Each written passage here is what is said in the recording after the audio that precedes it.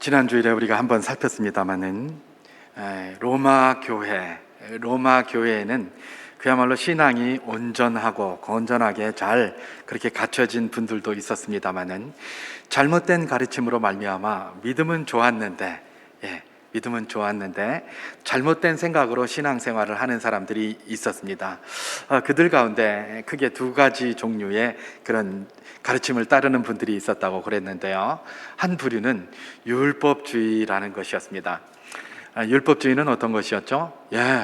예수 그리스도를 믿는 것 오케이, 좋다는 겁니다. 근데 그것만으로는 부족하다. 그래서 예수 그리스도를 믿을 뿐만 아니라 율법도 지켜야 한다라고 주장하던 자들이었습니다. 이분들의 생각은 무엇입니까?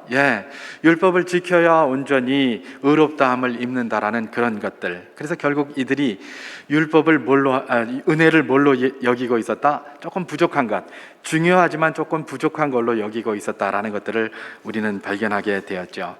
제가 지난 주간에 이 율법주의에 대해 말씀을 드리면서 이제 이번 주일날은 무율법주의에 대해서 말씀을 드린다고 그렇게 잠깐 언급을 드렸었는데요. 또 그 다음 다른 한 편이 누구였습니까? 무율법주의였습니다. 이 무율법주의는 무슨 소리냐? 우리가 은혜로 의롭다함을 받는다, 그렇게 주장을 했습니다. 그 정도에서 끝났으면 참 좋겠는데 이게 좀 더 나가는 겁니다. 은혜로 구원을 받고 은혜로 의롭다함을 받기 때문에 율법이라는 것은 더 이상 필요가 없다. 율법을 주장하는 자들에 대한 반대급부로 그렇게 말했을 수도 있겠죠. 율법은 더 이상 필요가 없다, 이렇게 이야기를 했습니다. 여러분, 사실은 이거는 그 후대에도 여전히 많이 나타났는데, 종교개혁 시기에 그야말로 로마 교회에 반대해서 나온 세 개의 기독교 파벌이 있었습니다. 그게 뭡니까? 하나는 루터파, 다른 하나는 개혁파, 그 다음에 하나는 제세례파, 이 세 가지의 파벌이었는데, 그 중에 이 제세례파들이 바로 그런 주장을 했습니다. 우리는 은혜로 구원받은 사람이기 때문에 율법은 지킬 필요가 없다, 이렇게 주장을 했죠. 그것도 그런 경우, 그 정도면 좀 좋지는 않지만은 어쨌든 그렇다고 보는데, 이게 또 더 나간 경우도 있었죠. 그게 뭐냐 하면 바로 이 사도 바울의 로마 교회 당시에 있었던 그런 내용들입니다.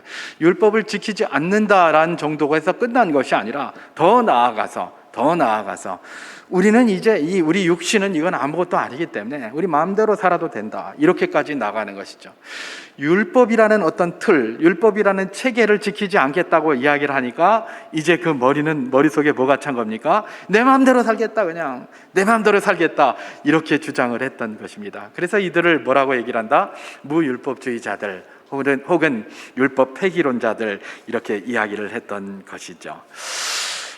이들은 믿음으로 말미암아, 은혜로 말미암아 구원을 얻고 의롭다함을 받았다, 이것은 올바른 생각이었습니다. 그러나 그들이 가지고 있는 율법은 필요 없다라고 생각한 이것은 너무나 잘못된 것이었습니다. 그래서 사도 바울은 율법주의도 비판하고 지적을 했습니다마는 무율법주의도 여전히 비판하고 지적을 하고 있음을 보게 됩니다.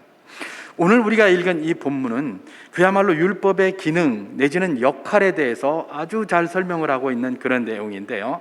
이로 보아 무율법주의자들의 주장이 잘못된 것이라는 것들을 사도 바울이 반박하고 있는 것을 우리가 보게 되는 것이죠. 만약에 그렇지 않다면 율법의 기능이나 율법의 역할들 이런 걸 뭐하러 쓰겠습니까? 그죠?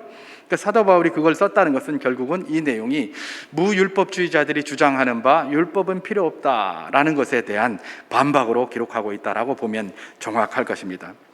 사도 바울은 오늘 본문에서 무율법주의를 디아트리베라는 그런 로마서 기록 방식을 통해서 그렇게 무율법주의의 잘못된 점을 뭘로? 율법의 기능이 얼마나 좋은 것인가를 이야기를 하면서 그것을 반박하고 있는데요. 여러분, 이 무율법주의는 뿌리가 좀 있습니다. 무율법주의의 뿌리. 율법주의의 뿌리는 어디 있냐? 유대주의라면 될 것입니다. 유대교 출신들이, 유대주의자들이 율법을 굉장히 강조했기 때문에 율법주의의 뿌리는 유대주의라고 본다면 무율법주의에도 뿌리가 있는데, 그 뿌리가 뭐냐? 바로 그 당시에 편만했던 헬라의 영지주의 사상이다라고 보면 됩니다. 영지주의 우리가 많이 들어봤죠? 뭡니까? 영혼을 굉장히 귀하게 여기고 육체는 천하게 여기는 거예요. 우리도 영적 그러니까 이거 영혼을 귀하게 여기고 육체를 천하게 여긴다, 이렇게 생각하기 쉽습니다. 그렇지 않습니다. 영혼과 육체는 다 하나됨이에요. 물론 영혼이 잘 되는 게 굉장히 중요하죠. 근데 육체와 영혼은 뺄래야 뗄 수가 없어요. 여러분, 몸이 굉장히 아프면 아무리 영혼이 막 그냥 충만하다가도 금방 식어지게 돼 있습니다. 육체와 영혼은 뗄래야 뗄 수가 없는 겁니다. 이게 개혁주의 방식이고 성경이 이야기하는 바로 그것이거든요. 그래서 이 무율법주의의 문제는 뭐냐? 이 바로 영지주의, 다시 말해서 영혼만 중요하고 육체는 아무것도 아니다라는 여기에 뿌리를 두고 있기 때문에 이게 큰 문제가 되는 것입니다. 여러분, 영지주의자들이 뭐라고 얘기를 했다고요? 제가 가끔 전에 이야기를 드렸습니다만은 육체는 영혼의 감옥이다, 이렇게 이야기를 했어요. 그래서 육체는 그냥 영혼을 가지고 있는 감옥에 불과하다. 이거 아무 쓸모가 없다. 이렇게 이야기를 한 것이죠. 자, 그러다 보니까 이 사람들, 이 헬라의 철학의 영향을 받은, 이 영지주의의 영향을 받은 헬라 사람들의 생각, 다시 말해서 로마도 여전히 헬라의 정신을 그대로 이어받았기 때문에 그들의 생각과 동일하다고 보면 될 것입니다. 이 사람들의 생각은 뭐예요? 어쨌든 영혼을 발전시키기 위하여 많은 노력들을 해왔습니다. 그래서 영혼 발전시키기 위하여 이들에게 나타난 두 가지 현상이 있습니다. 하나는 뭐예요? 이 더러운 육체, 영혼의 감옥인 이 육체를 괴롭게 해서 그야말로 내 영혼을 맑게 하겠다라는 그런 한 부류였습니다. 그러니까 이 육체를 괴롭게 하는 게 뭘까요? 소위 금욕주의. 모든 욕망을 참고 그냥 자기를 막 두드려 패고 막 그러는 겁니다. 그래서 무슨 수도를 한다든지, 무슨 저런 데 가서 돌을 닦는다든지, 그러면 막 참 냉수에 들어가고 폭포수에다가 머리 뒤집어 쓰고 막 그런 거 하잖아요. 이게 일종의 금욕주의, 헬라에서 금욕주의로 나타났는데, 그게 바로 뭐예요? 육체를 괴롭게 하고 육체를 못 살게 굴어가지고 영혼을 새롭게 하겠다라는 그런 생각으로 나타났던 것이죠. 그래서 헬라 이 철학을 갖다가 성경에서는 뭐라고 얘기를 합니까? 이전에 우리 개혁 성경에서는 스도이고 철학이라고 했습니다. 그리고 요즘은 이제 스토아 철학이라고 우리가 일반적으로 학교에서 배우는 그 내용을 그대로 쓰는데, 스토아 철학입니다. 스토아 철학은 금욕주의, 견인주의 이런 것들을 주장을 하죠. 그래서 자기 절제를 통해서 자기 영혼을 새롭게 한다라는 그런 의미가 되겠습니다. 그게 스토아 철학에서 풍미하는 것이었고, 이게 뿌리가 어디에 있다? 놀랍게도 영지주의에 다 있다는 겁니다. 그리고 또 다른 하나의 분파로 발전이 됐습니다. 그게 뭐냐면, 이제 육체의 고행과 육체의 고난과 절제를 통해서 영혼을 발전시키는 게 아니라, 이제는 육체를 마음대로 좀 굴려서 육체를 통해 많은 쾌락을 좀 얻어가지고 내가 영혼을 새롭게 하겠다라는 분파가 또 생긴 거예요. 그게 이제 성경에 보면 뭐라고 나와 있습니까? 이전 개혁 성경에서는 에비구레오 학파 이렇게 나와 있고, 요즘은 이제 에피큐로스 학파라고 이런 일반 사회책에서 보는 그런 것과 똑같은 그런 내용으로 나왔습니다. 에피큐로스 학파, 이게 뭐예요? 쾌락을 통해서, 물론 에피큐로스 학파는 영혼의 쾌락을 통해서 영혼의 그 기쁨을 얻는 것이었지만, 또 키레네 학파라고 또 있었어요. 이런 것들은 육체의 쾌락을 통해서 영혼의 그런 증진을 얻는다, 이렇게 하는 쾌락주의로 발전된 겁니다. 이 두 가지의 뿌리를 두고 있는 게 영지주의였는데, 이 영지주의가 주장하는 것은 항상 뭐였다? 이런 육체적이고 물질적인 것들은 전혀 우리 영혼에 유익이 되지 않는다, 이렇게 주장을 했고, 그게 교회로 그대로 들어온 겁니다. 들어오다 보니까 뭐예요? 마치 영혼을 얽어매고 있는 게 육체듯이 그리스도인의 영혼을 얽어매고 있는 게 율법 아니냐? 이러지 말라고 그러고 저러지 말라고 그러고 이것도 못하게 하고 저것도 못하게 하고 이거 아니냐? 그러니까 똑같이 육체와 마찬가지로 이건 지저분한 거고 이건 지킬 필요가 없다, 이렇게 주장을 한 것이었습니다. 사도 바울은 율법주의도 비판했지만 무율법주의도 비판을 했습니다. 그러면서 오늘 본문에서 율법의 기능에 대해서 쭉 그렇게 설명을 하고 있는 것이죠. 여러분, 물론 우리 그리스도인들, 성도는 율법으로부터 자유함을 얻은 사람입니다. 예수 그리스도의 은혜로 말미암아 의롭다함을 입은 자로서 율법에 대해서 자유로운 거예요. 그러나 율법이 무시되는 것이 아닙니다. 율법은 뭡니까? 우리로 하여금 그리스도인으로서의 삶이 어떤 것인지를 알게 하는 중요한 역할도 하고 있고요, 삶의 중요한 기능을 여러 가지를 갖고 있다는 점에서 우리는 일반적인 생각보다는 사도 바울의 생각이 굉장히 우리의 마음의 초점에 그렇게 있어야 될 것이라고 그렇게 생각이 됩니다. 그런데 율법과 관련해서 이 성경을 이렇게 읽다 보면 가끔 우리에게 혼동을 주는 경우가 있습니다. 특별히 율법의 범위와 관련해서 그렇습니다. 범위와 관련해서 율법이다 그러면 뭐 어떤 사람은 성경 전체를 이야기하는 것 같기도 하고, 또 어떤 때는 뭐 십계명만 이야기하는 것 같기도 하고, 뭐 막 이런 이야기가 있어요. 그러다 보니까 설교자들도 가끔 이제 실수를 많이 합니다. 그래서 어떤 사람은 뭐 성경 전체로 성경 전체가 율법이지 뭐 십계명만 율법이 아니다 이러고, 또 어떤 사람은 뭐 십계명만이 율법이다 뭐 이런 이야기를 하는 사람도 있고 막 그래요. 이건 바로 뭡니까? 이런 어떤 범위, 율법이라는 이 말의 범위가 혼동이 생기기 때문에 그래요. 그래서 우리가 한번 그 범위를 한번 잠깐 살펴볼 필요가 있는데요. 여러분, 성경에서 율법이라고 할 때에 그 율법의 범위는 어떤 것인가? 이걸 한번 잠깐 생각해 볼 필요가 있겠죠. 자, 성경에서 율법이라고 할 때에 그 범위를 뭐 크게 한 4가지 정도로 우리가 나눠볼 수 있을 것입니다. 그 하나는 뭐냐면 성경 전체를 율법이라고 이야기하는 경우입니다. 제가 예배 부름에서 이렇게 낭송을 했습니다마는 시편 1편 1절에서부터 2절까지에 이런 말씀이 기록되어져 있습니다. 제가 봉독하겠습니다. 복 있는 사람은 악인들의 꾀를 따르지 아니하며 죄인들의 길에 서지 아니하며 오만한 자들의 자리에 앉지 아니하고 오직 여호와의 율법을 즐거워하여 그의 율법을 주야로 묵상하는도다. 이렇게 기록하고 있습니다. 여기서 오직 여호와의 율법 할 때 이 율법은 하나님의 말씀 전체를 이야기를 합니다. 다시 말해서 여기서 다윗은 뭐예요? 하나님 말씀 전체를 가지고 주야로 묵상하고 주절거리고 이렇게 사는 사람이 어떤 사람이다?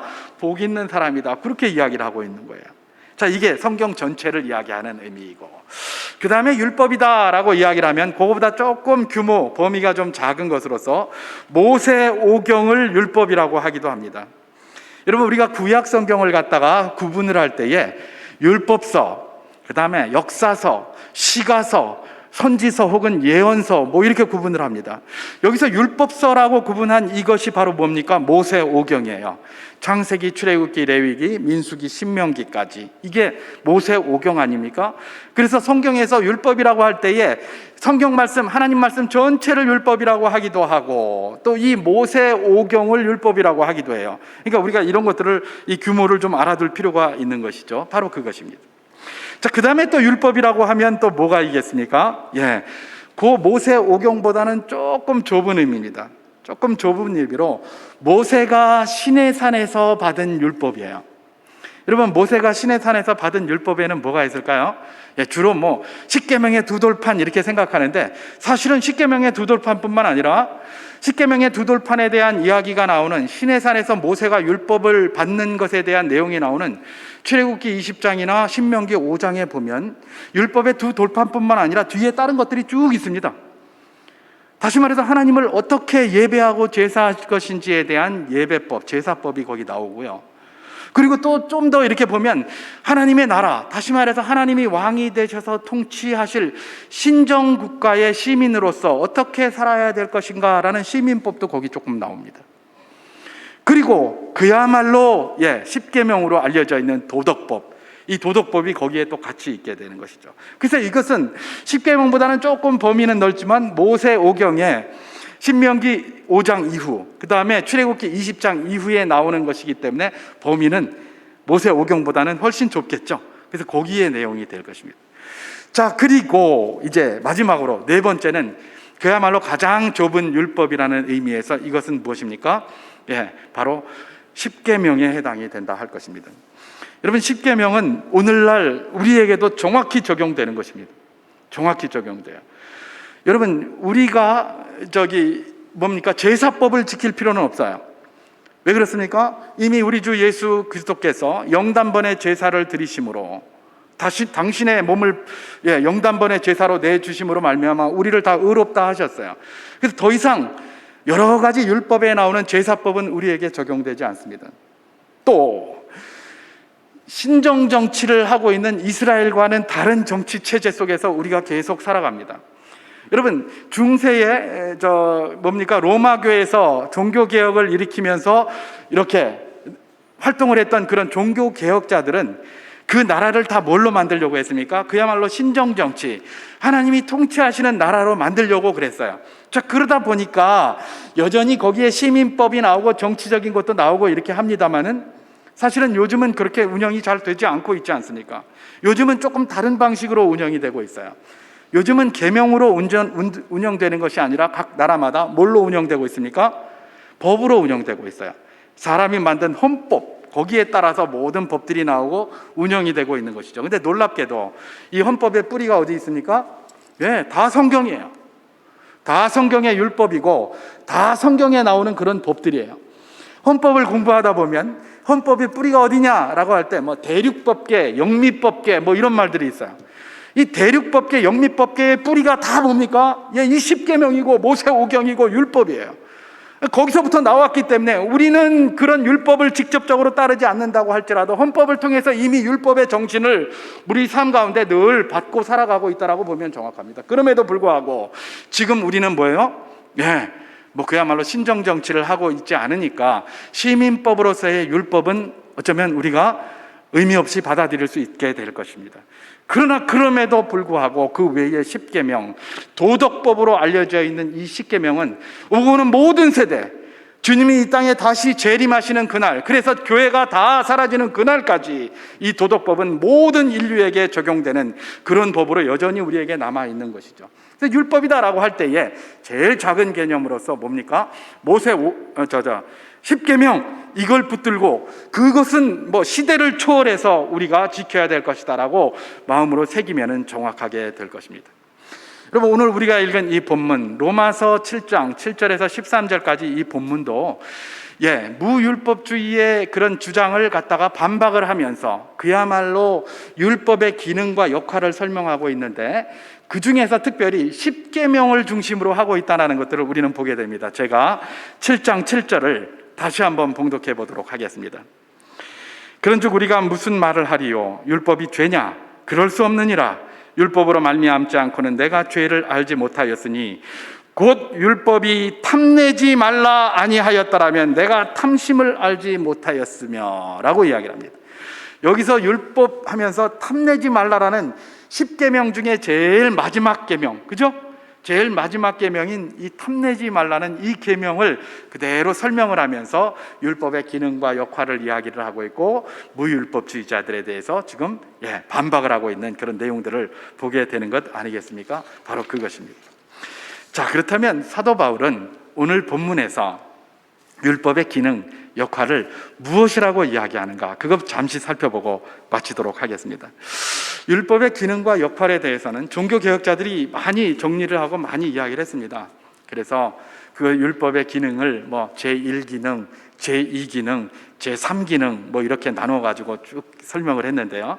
그래서 1기능 그러면 정치적, 사회적 기능이다. 그리고 2기능 그러면 신학적 기능이다. 그다음에 제3기능 그러면 규범적 기능이다. 이제 이렇게 구분을 했습니다.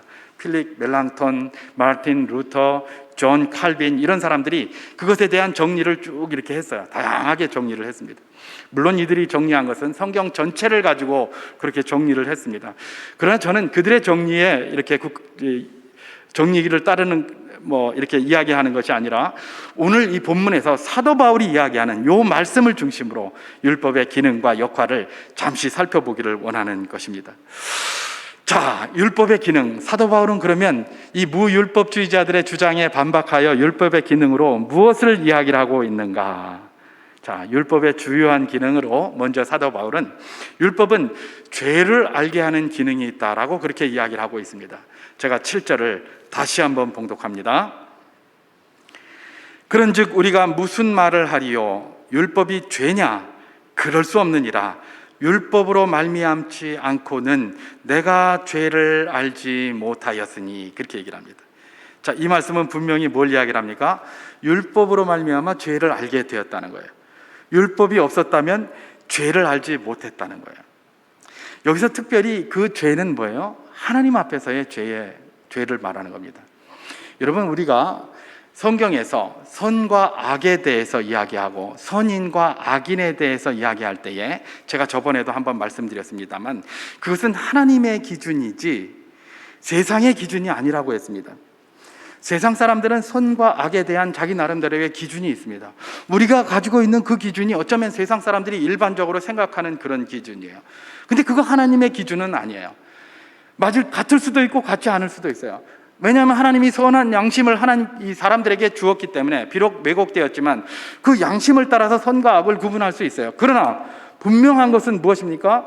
하나님이 선이라고 하는 기준, 또 악이라고 하는 기준과 사람이 선이라고 하는 기준과 악이라고 하는 기준이 달라요. 그러다 보니까 예를 들어서 성경 읽다 보면 하나님께서 저 아말렉 사람들을 다 진멸해버려라 이런단 말이에요. 그러면 거기 보면 어린아이들이고 뭐고 다 진멸해버리라고 하니까 요즘 사람들은 뭐라고 얘기를 합니까? 이게 뭐냐? 이건 요즘 사람들뿐만 아닙니다. 이미 2000년 전에도 이런 사람들이 있었어요. 2000년 전에도 그 말시온이라는 사람은 그런 주장을 했었는데, 뭐 다 악이라고 다 진멸하라 그러니까 이 하나님이 이게 뭐 예수의 아버지가 맞냐, 이게 선한 하나님, 착한 하나님이 맞냐, 애들이 무슨 죄가 있다고 다 진멸하라고 하느냐, 이렇게 하는 것이죠. 그것은 인간의 가진 선과 악의 개념으로 하나님의 말씀을 평가하니까 그렇게 되는 거예요. 하나님이 말씀하시는 선은 무엇입니까? 성경에서 그것은 하나님이 선이에요. 하나님이 선이에요. 그러면 악은 뭡니까? 하나님을 제외한 모든 게 다 악이에요. 그게 성경에서 말하는 선과 악의 개념이에요. 하나님의 말씀이 곧 선이에요. 하나님의 말씀을 떠난 모든 것들이 다 악이에요. 여러분, 근데 왜 사람들은 자꾸 그 하나님의 말씀을 인간의 기준으로 평가를 하려고 할까요? 그러면서 어디 이런 하나님이 있냐, 이게 하나님 맞냐, 이런 소리를 왜 할까요? 그게 바로 죄 때문에 그런 거예요. 죄 때문에. 여러분, 에덴 동산에서 아담과 하와에게 하나님께서 뭐라고 얘기를 하셨습니까?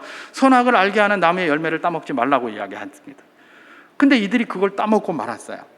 따먹고 말아서 눈이 밝아졌어요. 근데 이들이 그거 왜 따먹었죠? 하나님처럼 되려고 그랬던 거예요. 선과 악의 판단 기준은 누굽니까? 하나님이에요. 그래서 하나님이 모든 선과 악의 판단 기준이에요. 그래서 요즘 우리가 큐티를 합니다마는 유다서에 보게 되면 유다서 1장에 뭐가 나옵니까? 거기 천사장 미가엘이 나옵니다. 미가엘이 심지어 사탄을 판단하는 데 있어서도 그 판단은 누가 하는 거다? 하나님이 판단하시기 때문에 감히 자기가 꾸짖지 못하고 주께서 너를 꾸짖으시리로다 이렇게 얘기했다고 기도로 기록하고 있어요. 이게 요즘 우리 큐티책에 나오잖아요. 우리가 유다서 보고 있잖아요. 그거거든요. 심지어 천사장 미가엘조차도 사탄조차도 평가하지 않고 모든 판단은 누구에게 맡긴 겁니까? 하나님께 맡겼어요. 그런데 거기에 보면 이 알지도 못하는 사람들이 알지도 못하는 것 가지고 마음대로 평가하고 마음대로 판단한다. 유다가 그렇게 지적하고 있는 거예요. 똑같은 이야기예요. 똑같은 이야기. 자기가 하나님처럼 되기 원해서 이제 자기의 기준을 가지고 하나님의 말씀을 평가하는 거예요. 그러니까 어디 이럴 수가 있냐? 아니 이게 하나님 맞냐? 이러고 앉았는 거예요. 그게 뭐예요? 인간의 죄된 본성 때문에 그렇다는 것입니다. 여러분, 선과 악의 기준이 뭡니까? 하나님이십니다. 그렇기 때문에 뭐다? 율법을 알아야 되는 거예요. 율법을 알아야 하나님이 무엇을 기뻐하는지, 율법을 알아야 하나님이 무엇을 악이라고 하시는지를 알게 되는 거예요. 여러분, 율법을 모르면 어떻게 될까요? 여러분, 많은 사람들이 예배를 안 드리는 것이 죄라고 생각하지 않습니다. 그렇잖아요. 우리가 코로나 요즘 이렇게 지나고 있습니다만은 예배를 드린다고 교인들이 모이고 성도들이 이렇게 모이면 뭐라고 예배를 자꾸 드리노? 코로나인데 막 이런단 말이에요. 그죠? 왜냐하면 그들은 예배를 안 드리는 게 이게 문제가 아니라고 생각하거든요. 절대로 문제가 아니라고 생각해요. 왜냐하면 자기 기준으로 생각하거든요. 근데 우리는 누구의 기준으로 살아가는 그리스도인들입니까? 하나님 기준으로 살아가는 거예요. 하나님의 기준으로 살아가야 하는데 하나님은 예배하는 자가 되라고 하는 거예요. 예배자가 되라고 했는데 그것 못 드리면 우리가 죄송하고 부족하고 연약함을 고백해야 되는 건데 뭐라고 예배 드리노? 이렇게 얘기를 하는 거죠. 이게 뭡니까? 굉장히 큰 문제. 예배 안 드리는 걸 죄인지 몰라요. 특히 불신자들은 더욱 그렇죠. 평소에도 마찬가지예요. 코로나가 아니라. 아니 이 일요일 날, 이 좋은 날, 이 날씨도 따뜻하고 관광객들이 지금 매화도 팍팍 피고 있는데 관광이나 나가지 저 개독들은 교회 모여가지고 뭐하고 있노? 저것들은 방법이 없어. 이딴 소리 하고 앉았다는 거죠. 그들은 예배 안 드리는 게 죄인지 몰라서 그래요. 왜요? 율법을 모르니까. 하나님은 그걸 죄라고 하셨거든요. 그럼 알면 그때서야 이게 죄구나라는 걸 알게 되는 거예요.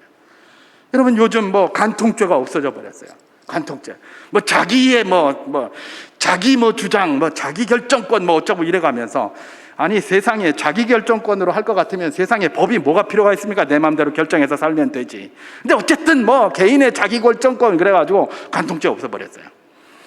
없애버리고 나면서 갑자기 TV 이런 거에 대한 평가가 나오더라고요. 저는 뭐 드라마를 아예 안 보니까 내용이 뭔지는 잘 모르겠어요. 근데 가끔 가다 이렇게 언론의 기사들 이렇게 보면 이 드라마에 대한 평가를 기록한 게 있어요.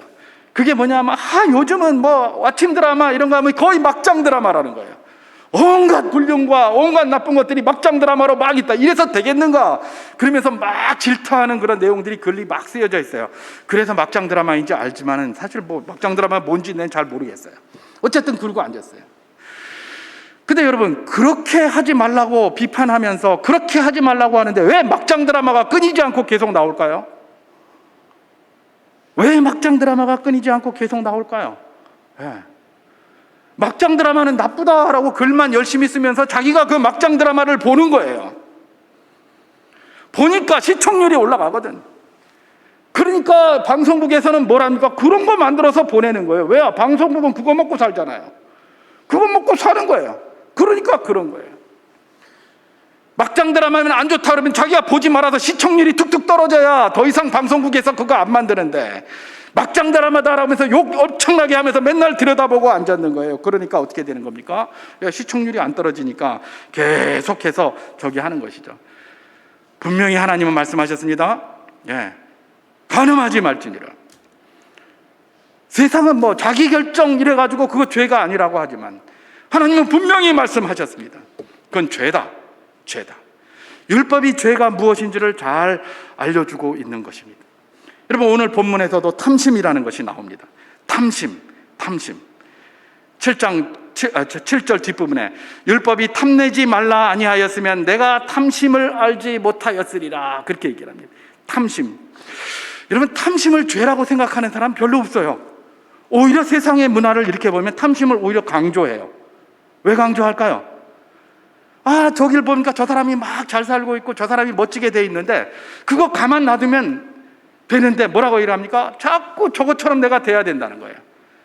그 자꾸 비교하게 만들고 자꾸 나도 저처럼 되게 만들고, 심지어 젊은이들에게 꿈을 가져라라고 하면서 그 꿈이라는 게 다 뭐예요? 탐심을 부추기는 거예요. 탐심을 부추겨요. 꿈을 가지라고 그래놓고 탐심 부추겨요. 나도 저만큼 올라가야지. 그럼 거기까지 올라가려면 뭘 해야 되겠어요? 몸부림을 치고 살게 되는 거예요. 우리 여기 지금 아까 찬양대에서 했습니다만 이 낮은 곳이 은혜다라고 생각하는 사람 하나도 없어요. 전부 높은 데로 올라가려고 하고 막 탐심을 가지고, 적어도 내가 저걸 갖지를 못하면 갖는다는 마음을 가지고 그냥 이를 갈면서 그냥 막 살아가게 만드는, 그게 세상의 강조잖아요. 우리는 그거 너무 자연스럽게 생각하고, 저도 세상에서 성공하는 게 좋으니까 성공하고 잘 나가고 이런 거 좋아하지 않겠습니까? 내가 탐심을 가지고 다른 사람을 죽이는 것도 아니고 다른 사람 걸 뺏는 것도 아니고 그런 마음도 못 가져? 이렇게 생각할 수 있어요. 근데 하나님은 뭐라고 얘기를 한다고요? 탐심 죄다, 이렇게 얘기를 합니다. 탐심은 죄다. 이게 문제라는 거예요. 이게 우리 기준에서는 뭐 당연한 것 같고 뭐 당연히 맞아떨어져요. 그런데 하나님은 탐심은 죄다, 이렇게 얘기를 하는 거예요. 왜 탐심이 왜 죄라고 그럴까? 제가 한번 생각해 봤어요. 여러분, 탐심이 있으면 뭐가 문제가 생길까요? 범사에 감사가 안 나와요. 하나님 범사에 감사하라고 했잖아요. 근데 내 마음속에 탐심이 있습니까? 현재를 부정해야 돼요.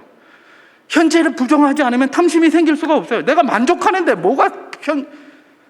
탐심이 생깁니까? 내가 지금 현재가 좋은데, 그죠? 탐심은 현재를 부정하는 것이기 때문에 탐심이 문제예요. 범사에 감사하라는데 감사할 수가 없어요. 있는 바를 족한 줄로 여기라고 주께서 말씀하셨잖아요. 히브리서 13장 5절에서 돈을 사랑하지 말고 있는 바를 족한 줄로 여기라, 이렇게 말씀하셨고, 디모데전서 6장 8절에서 우리가 먹을 것과 입을 것이 있은즉 족한 줄로 알 것이니라, 이렇게 이야기를 했거든. 그러니까 주님의 말씀은 그냥 만족하며 자족하며 그렇게 살아가라, 범사에 감사하며 살아가라, 이게 말씀인데, 탐심이라는 것은 그게 남에게 해를 주는 것이든 아니든지 간에 현재를 부정하고 있고 현재를 못마땅하게 생각하고 있고 현재를 그냥 나쁘게 보고 있어야 가능한 것이기 때문에 그렇다는 것입니다. 우리가 이거 탐심 이런 걸 가지고 나쁘게 생각합니까? 그렇지 않습니다. 그러나 율법은 뭐라고 얘기를 한다? 탐심은 죄다, 그렇게 이야기를 한다는 겁니다. 여러분, 율법이 뭐예요? 죄가 무엇인지 알게 해요. 그래서 이전에는 죄인지 모르니까 내 마음대로 했는데 이제는 그런 걸 알게 되었으니 하나 둘씩 그것에 대해서 조심하게 되지 않겠습니까? 내가 탐심이 막 과도하게 끌어올랐다가도 하나님 이것이 죄라고 하셨사온데 죄송합니다, 이게 또 끌어올랐습니다, 하나님 불쌍히 여겨 주시옵소서. 또 기도할 수 있지 않겠습니까? 그렇지 않으면 뭐하러 기도하겠습니까? 아, 이거 내가 뭐 당연한 건데 뭐 이거 내가 성공 좀 해봐야지 막 저것들 그냥 밟아가지고 내가 뒷밟고 올라서야지, 왜 저것들만 부자고 왕후장상이 씨가 있나 이래가면서 말입니다. 막 그럴 거 아니에요, 그죠? 그러니까 우리가 이런 것들을 율법이 뭐다? 우리에게 그것이 죄인지 알려주지 아니하였더라면, 그게 적어도 하나님 앞에 죄인지 알려주지 아니하였더라면 우리가 죄를 알 수가 없는 거예요. 그래서 사도 바울은 지금 뭐라고 얘기를 합니까? 너의 율법 필요 없다고 이야기를 하느냐 이 무율법주의자들아, 아니다. 율법이 없으면 니네가 죄가 뭔지도 잘 모른다, 그 이야기를 하고 있는 것입니다. 한 가지 더 살펴보면 사도 바울은 오늘 본문에서 율법의 기능으로, 이건 좀 표현이 좀 이상합니다만은 율법은 또 죄를 부추기는 기능을 한다고 합니다. 죄를 부추긴. 여러분, 율법은 죄를 오히려 억제하는 것 같은데, 그죠? 또 죄를 이게 부추긴다고 이야기를 하니까 좀 무슨 말을 저렇게 하노? 이렇게 생각이 될 수도 있어요. 근데 여러분, 이건 우리가 상식적으로 알고 있고 경험으로도 너무나 잘 알고 있습니다. 제가 이제 설명을 하면 동의가 분명히 되실 것입니다. 자, 이 내용은 어디에 기록되어져 있느냐? 8절입니다. 제가 봉독하겠습니다. 그러나 죄가 기회를 타서 계명으로 말미암아 내 속에서 온갖 탐심을 이루었나니 이는 율법이 없으면 죄가 죽은 것임이라. 이렇게 기록합니다. 계명으로 말미암아 내 속에서 온갖 탐심을 이루었다. 계명이 없었으면 온갖 탐심이 안 일어난 거예요. 근데 계명으로 말미암아 내 속에서 온갖 탐심이 일어난 거예요. 탐심은 죄라고 그랬는데 계명이 그걸 일어나게 만들었다는 거예요. 자, 그러니까 뭐예요? 계명, 다시 말해서 율법이 죄를 부추기는 것 같이 느껴지잖아요, 그죠? 아, 이 무슨 말인가? 저게 무슨 말인가? 여러분, 우리가 이거 경험 너무나 많이 합니다. 제가 예를 한번 들어보겠습니다. 하지 말라고 하면 이상하게 더 하고 싶어요. 그게 뭐예요? 사람이에요, 사람. 원래 사람은 하지 말라고 하면 처음부터 그랬어요. 처음부터 인생은 하지 말라고, 죄가 안 들어왔을 때도 처음부터 하지 말라고 하면 더 하고 싶었어요. 이거는 꼭 죄된 본성이라고 말할 필요가 없어요. 원래 인생이 그랬어요. 우리가 그걸 어떻게 잘 압니까? 이미 에덴 동산에서 그게 나왔잖아요. 아담과 하와가 아직 죄를 짓기 전에, 그죠? 하나님께서 아담과 하와에게 율법 한 가지를 이야기해 주셨어요. 뭐예요? 동산에 있는 모든 나무의 열매는 다 먹되 더 동산 중앙에 있는 선과 악의 지혜의 나무의 열매는 먹지 말라. 그리하면 정령 죽으리라. 그렇게 얘기하셨어요. 그죠? 예. 모든 나무의 열매는 먹어도 된다는 거예요. 근데 그것 먹으면 정령 죽게 된다. 그랬더니 아담과 하와의 마음속에 뭐가 일어나는 겁니까? 딴 것도 좀 먹을 수 있는데 먹으라고 한 거는 맛이 없어 보여요. 근데 이 먹지 말라고 한 이 율법이 하나 딱 선포되고 나니까 그때부터 먹지 말라고 한 것에 눈이 계속 가요. 보암직도 하고 먹음직도 하고 슬기롭게 할 만큼 탐스럽지기도 하고, 그러니 그거 먹어버린 거예요. 이게 인생이에요. 하지 말라면 더 하려고 그래요. 이게 인생이에요, 인생. 그 율법이 없었으면 그거 필요 없어요. 만약에 하나님이 그런 말씀 안 하셨다면 막 다른 거 따먹었을 거예요. 근데 그런 말씀 하고 나니까 이상하게 그걸 더 따먹고 싶은 거예요. 이게 인생이에요. 여러분, 길을 가다가 아스팔트 같은 거 뭐 이렇게 해놓고 시멘트 같은 거 이래 놓고 양생 중 조심하십시오 뭐 이래 놓는다. 그러면 물론 뭐 실수로 밟는 사람도 있지만 그런데 가면 꼭 발자국이 있죠. 여러분, 못 보셨어요? 저는 여기 뭐 아스팔트 처음 깔았을 때든지 아니면 뭡니까 시멘트 같은 거 이렇게 해놨을 때 보면 꼭 거기 발자국이 있는 걸 보고 놀라지 않을 수가 없어요. 실수로 가서 밟았을까요? 그럴 수도 있어요. 근데 어떤 때는 일부러 가서 밟아요. 밟지 말라고 그러면 그래요. 여러분, 저런 데 가서 낙서 금지 한 데 한번 가보세요. 더 많이 낙서 있죠. 쓰레기 버리지 마시오. 그런 데 가면 이상하게 쓰레기가 더 많아요. 하지 말라면 더 해요. 출판 금지 가처분 신청해서 출판 금지 명령 나면 더 잘 팔려서 베스트셀러가 돼요. 그죠? 이게 인생이에요, 인생. 하지 말라면 더 해요. 하라면 또 안 해요. 하라면 또 안 해요. 이게 인생이에요. 율법은 하라 하지 말라라고 이야기를 해요. 그러니까 하라 하지 말라 하니까 더 그냥 막 열심을 내서 하라는 거 안 하고 하지 말라는 거 하고 막 이래요. 이게 인생이에요. 여러분, 죄는 뭡니까? 하지 말라는 것만 하는 게 죄입니까? 아닙니다. 하라는 걸 하지 않는 것도 죄예요.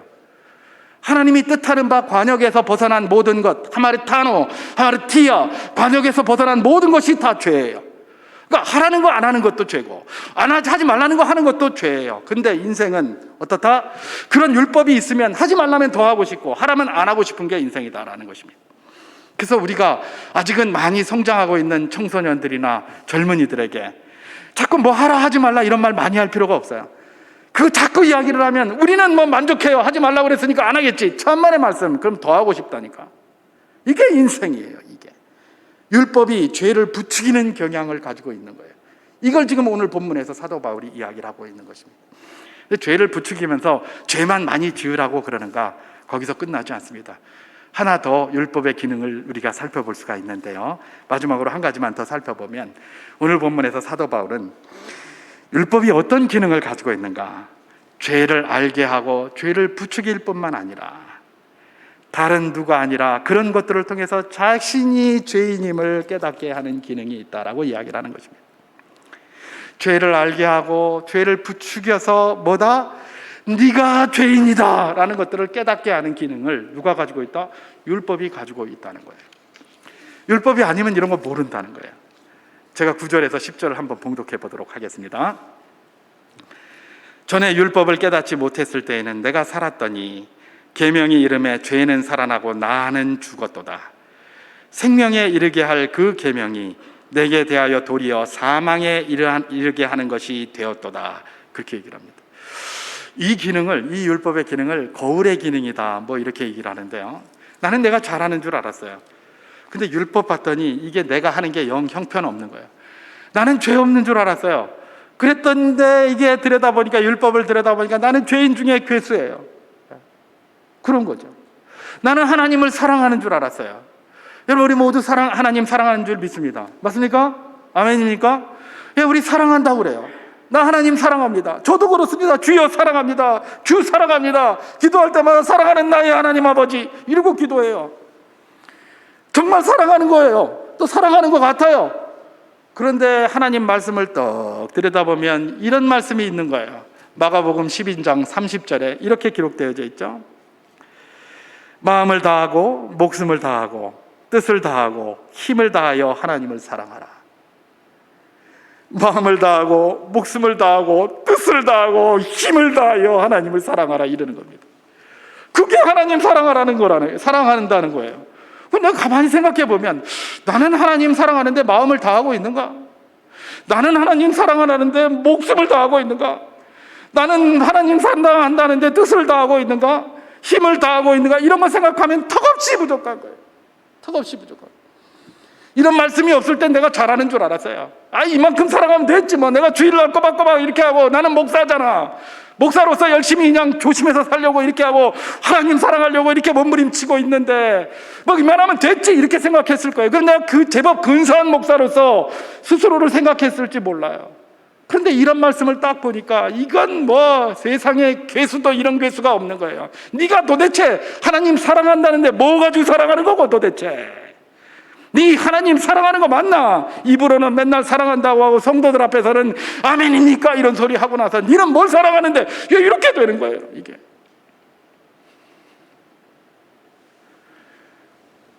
율법이 우리로 하여금 뭘 알게 하는 기능이 있다? 죄인인 것을 알게 합니다. 내가 죄인인 것을 알게 되면 죄인 중에 괴수로다 겸손할 수밖에 없어요.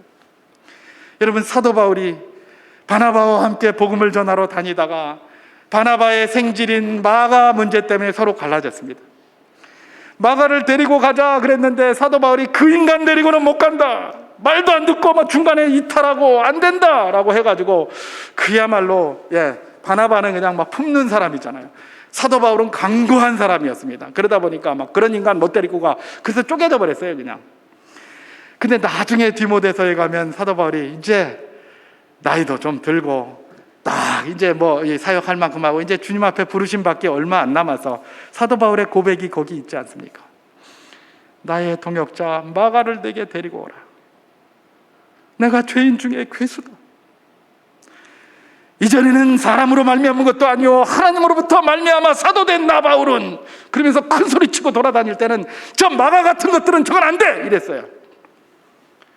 그런데 이제 시간이 흘러서 모든 하나님의 은혜를 깨닫고 나서 이제 내가 죄인 중에 괴수로다라고 고백하고 나니까 그때서야 나의 동역자 마가를 내게로 데려오라, 이렇게 하는 것 아니겠습니까? 여러분, 율법이 왜 필요합니까? 우리를 겸손케 합니다. 우리가 죄인인 것을 알아서 하나님 앞에 매달리게 하고, 그러면 하나님 나의 이 죄악된 곳에서 우리가 어떻게 해결받을 수 있습니까 하면서 결국은 나를 어디로 끌고 나가게 됩니까? 하나님의 은혜로, 예수 그리스도께로 인도하는 그런 몽학 선생의 역할을 무엇이 하고 있다? 율법이 한다라는 바로 그것을 우리에게 말씀해 주고 있습니다. 말씀을 정리합니다. 사도 바울은 율법이 필요 없다고 이야기하는 무율법주의자들에 대하여 율법의 기능 몇 가지를 이야기를 했는데, 그 하나는 죄를 알게 하는 기능이 있고, 그 다음에 두 번째는 죄를 부추기는 기능이 있고, 또 세 번째는 이렇게 함으로 나는 아무것도 아니구나, 나는 그야말로 하나님 말씀을 알고 지킨다고 하면서도 죄만 짓는 연약한 존재구나라고 생각하면서 자신이 죄인인 줄 깨달아 마침내 나를 이 죄악으로부터 구원해 주실 예수 그리스도의 은혜 앞에 나아가게 만드는 것, 그것이 바로 뭐다? 율법의 기능이다, 이렇게 이야기를 하고 있는 것입니다. 여러분, 많은 사람들이 율법 하지 말라 하라 이런 말을 하니까 그것이 우리를 얽어매는 무슨 결박, 무슨 뭐 이렇게 얽어매는 것 같이 그렇게 생각을 합니다. 그러나 율법은 그렇지 않습니다. 율법은 자유한 우리가 기쁨으로 지키는 것이 율법인 줄 믿습니다. 내가 그 율법 조금 못 지켰다고 해서 하나님이 나를 당장 그냥 폭탄을 내리시지 않을 것입니다. 중요한 것은 무엇입니까? 아니 나는 뭐 원래 못 지키니까 라고 이렇게 하는 것이 아니라 내가 지켜보려고 몸부림치며 나아가는 것 말입니다. 그것도 기쁨으로. 그것이 이런 율법은 무엇인가, 율법의 기능과 역할은 무엇인가를 쳐다보면서 우리가 가슴속에 받아야 할 도전일 것입니다. 이 자리에 모든 성도 여러분, 주님께서 기쁨과 선으로 주신 이 율법, 기쁨과 선으로 아름답게 순종해가는 복된 분들 될 수 있기를 주님의 이름으로 축원합니다. 부족함이 엿보일 때마다 그 부족함 가운데 그대로 두지 마시고 후히 주시고 꾸짖지 아니하시는 우리 주님께 감당할 수 있는 힘과 능력 더하여 주시옵소서. 기도하면서 율법의 길을 한 걸음씩 기쁨으로 걸어가는 복된 분들 다 될 수 있기를 주님의 이름으로 축원합니다.